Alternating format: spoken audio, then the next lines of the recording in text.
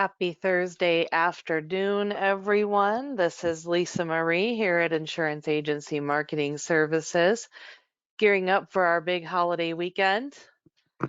We have Dave Pimper here with us today. He's going to help us with commitment language to close the sale.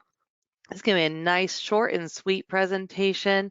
We're not going to be cutting into your holiday weekend at all here, but this is really great information to help you grow your business and help you with your client base.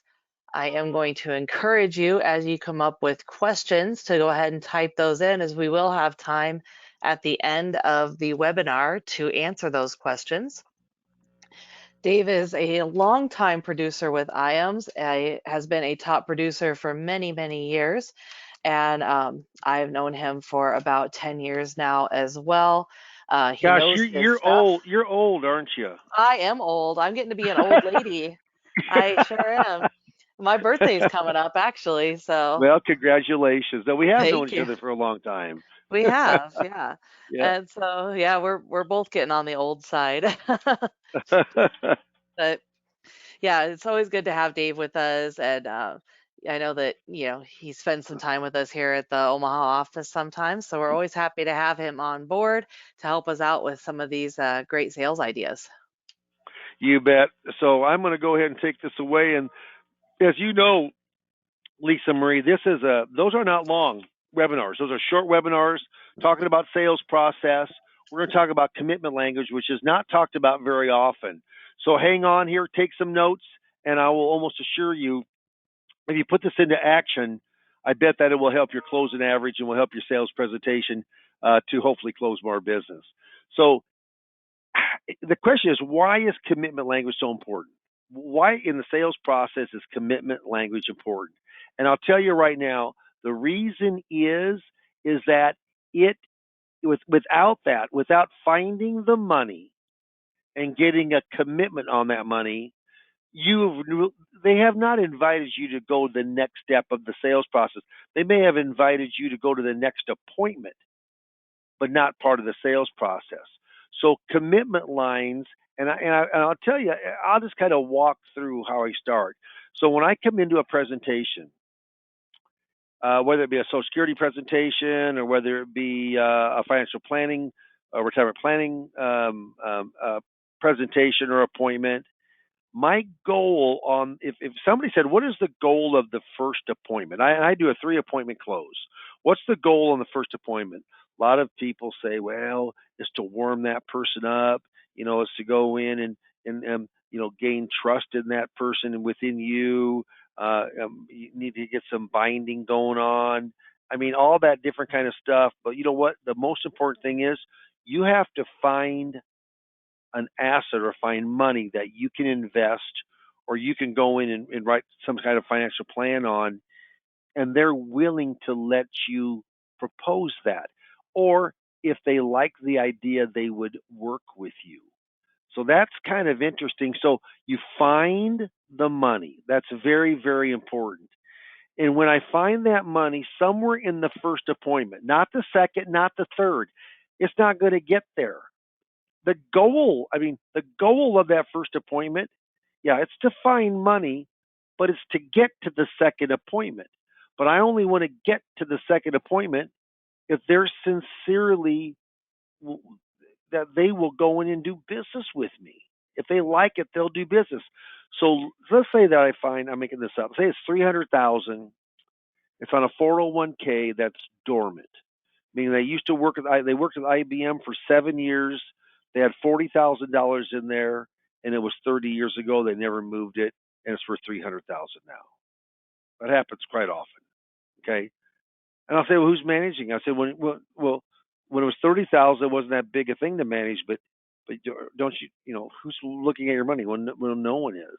Well, that's dormant. I mean, it's still there, but it's dormant. And so here's what I say: would you be open to let me give you a couple ideas of what to do with that money? That might help you. Are you open? Okay. Well, how easy going is that? How low is that hurdle? That hurdle's very low. Are you open?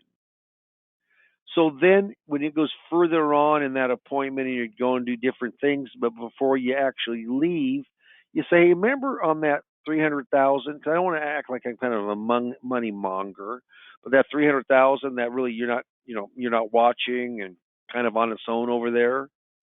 And I said, were you open? Let me tighten that up just a little bit. And all of a sudden now comes a higher hurdle. It was low, now it's higher. And it says, let me hypothetically ask you this. If I show you a proposal and you like it, you understand it, you're comfortable with it, can you see moving it from that dormant 401k plan over with me and letting me help you with those investments? Well, now it gets much more serious. See, I don't like to go to a second appointment or a third appointment unless I get this low hurdle, high hurdle commitment done in the very first appointment. And the reason is because you're wasting so much time on people that have no intention. If they here's what's very common with people. It's a big deal. It's $800,000. And let's say I ask, are you open for some ideas? And they say, yeah, I'd be open for some ideas. And then it goes to high hurdle. Hey, if I did this and I did that, and you were comfortable and you understood it, can you see moving that money? And they say, I would consider it. I would say 8 out of 10 advisors, agents, brokers take it to a second appointment. I don't. I'll say so. Let me just say this. Let me say this again. I know this is hypothetical, so I'm just kind of make believe it. It's hypothetical, but I'm saying you can see it's better than what you have. What I have is better. Say hypothetically, it's better than what I have. Why wouldn't you move it if you knew that? Well, I have to think about things. You know what? The guy's not going to move it. He's not going to move it. You can go pound till the chickens come home. He's not going to move it. I don't take it further. Now I will say something else that I have that a lot of people don't. I see a lot of people. I have lots of appointments. It's like panning for gold. Got to go through a lot of gravel and grit to get to a shiny object. But you know what happens is, I just my favorite line is next, NEXT. Go to the next appointment. That's what I do.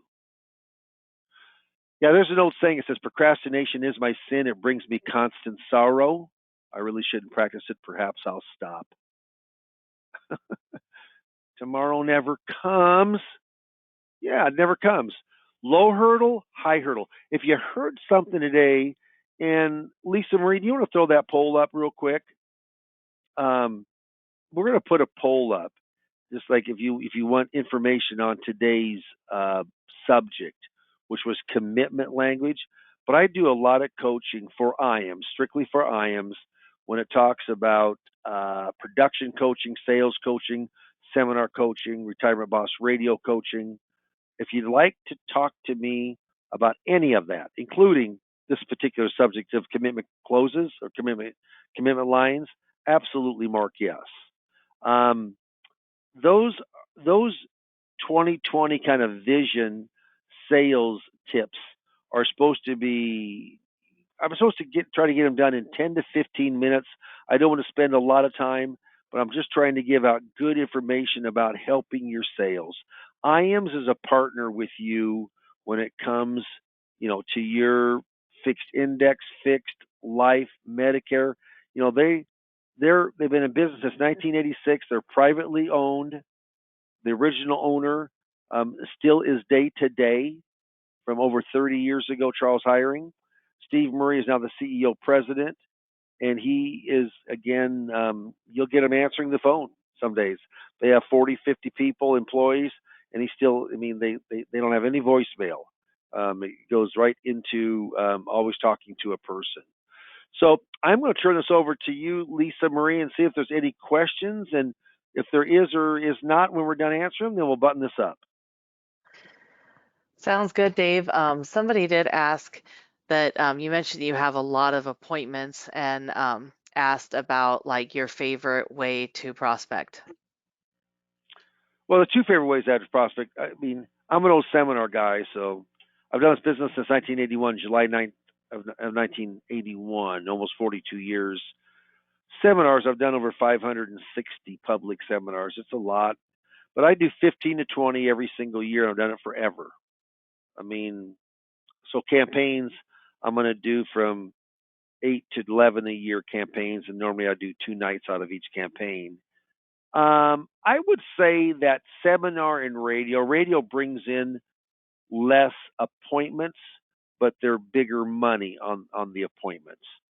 So being a radio host for an hour show, I put it together. I market it through IAMS, Retirement Boss Radio, and then seminars, and mainly Social Security non-dinner seminars. I would say that that's the way that I bring in by far the majority of my new business. So hopefully that answers that question. Thanks so much, Dave. Anybody that hasn't voted yet, you have a couple more minutes. Don't be afraid to say no if you're not, if you don't want to hear about anymore, or say yes if you do, because that will help us to know what people are interested in, so we can keep putting out some good, fresh content for you as well. Um, I want to thank everybody that took the time to come and be with us, and of course, thank you so much to Dave, who sets aside a good amount of time to help us to learn these new things. And I'm going to let everybody, oh, hang on, we have another question real quick. Okay, all right, Just okay, popped up. Would this all right. language work with selling them term or life insurance? Absolutely, absolutely. I just happen to do this around.